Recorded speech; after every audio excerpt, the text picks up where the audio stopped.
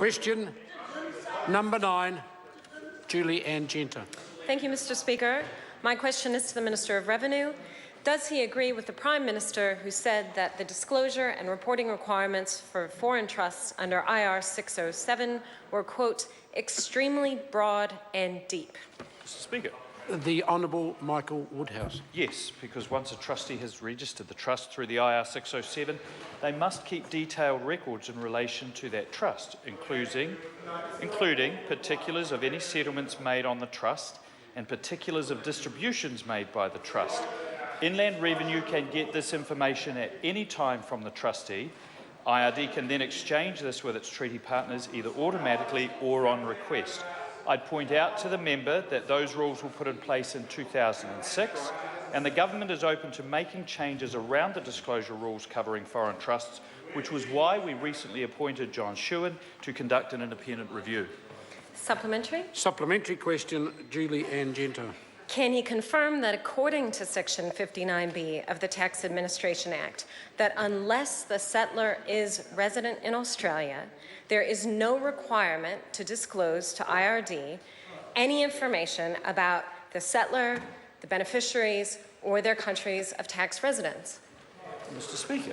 The Honourable Michael Woodhouse. Mr. Speaker, I draw the member's attention to Section 22 and 22(7) of the Tax Administration Act.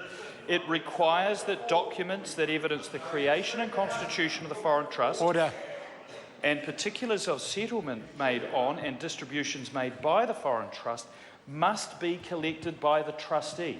All of that information is available on request or proactively by IRD. Supplementary? Supplementary question, Julie Ann Genter.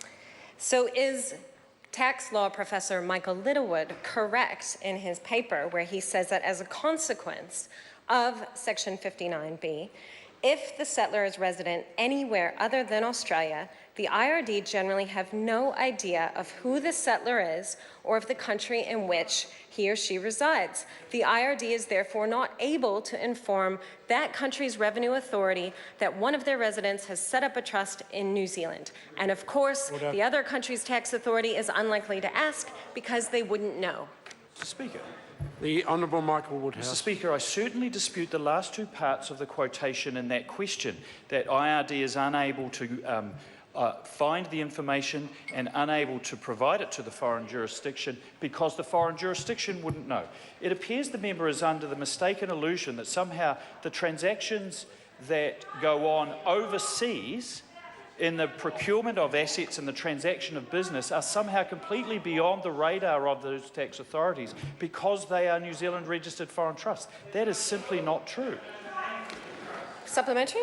Supplementary question, Julie Ann Genter. Can he confirm that only 1% of the nearly 12,000 registered New Zealand foreign trusts have a settler resident in Australia, and therefore 99% of New Zealand foreign trusts do not automatically disclose to IRD information that would be necessary for us to share information with other jurisdictions' tax departments? The Honourable Michael Woodhouse. Well, no, I can't, but the member may well be correct about that. I go back to the point I've made earlier in this question, and yesterday, and last week, and the week before that, that there is plenty of opportunity for foreign tax jurisdictions to ask for, and IRD proactively to offer the information when it's necessary. Supplementary? Supplementary question, David Seymour. Has the IRD committed personnel to searching through the so-called Panama Papers to look for names and records of New Zealand taxpayers? Mr. Speaker. The Honourable Michael Woodhouse. Mr. Speaker, yes, but that is business as usual for the Inland Revenue Department. They do that as a routine process anyway, primarily to ensure that New Zealand tax residents aren't using New Zealand resident foreign trusts to shelter income that they should be paying to the New Zealand taxpayer. This is business as usual for IRD. Supplementary question, David Seymour. If the IRD is prepared to use those stolen records, as the Prime Minister earlier described them in question time, will the IRD start hacking the records of private law firms itself, or is it good enough just to receive stolen goods? Order. Speaker. Marginal question. The Honourable Michael Woodhouse. I can assure the member that IRD's investigations are well within the law. Supplementary? Supplementary question, Julie Ann Genter. would it not make it easier for IRD to provide information to our tax treaty partners if we collected more relevant information at the point of registration as we currently do with Australia?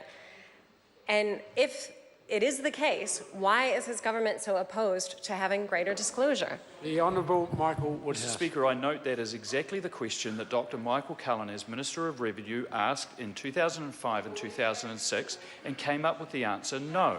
But that is the essence of the inquiry that is being led by John Shewan, and we will have further information on that in the next couple of months.